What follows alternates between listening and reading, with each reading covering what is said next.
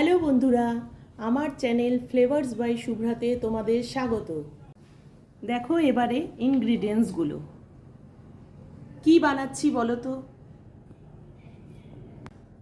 তো আমি বলে দিচ্ছি আজকের রেসিপি চিকেন রেজালা। এবারে আমি চিকেনটাকে ম্যারিনেট করার জন্য দিয়ে দিচ্ছি 1 চামচ লবণ, টক দই, ফ্যাটানো টক দই, আদা রসুনের পেস্ট 1 চা চামচ আদা রসুনের পেস্ট আর সাদা তেল।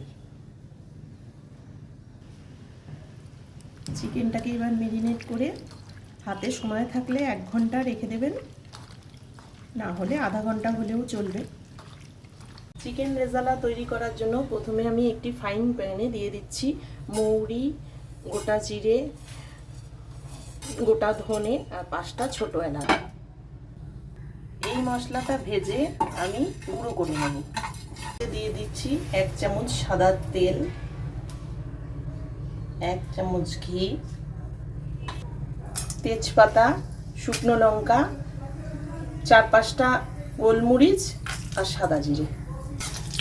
দিয়ে দিচ্ছি 5টা পেঁয়াজ বাটা, বাকি আদা রসুনের পেস্টটা।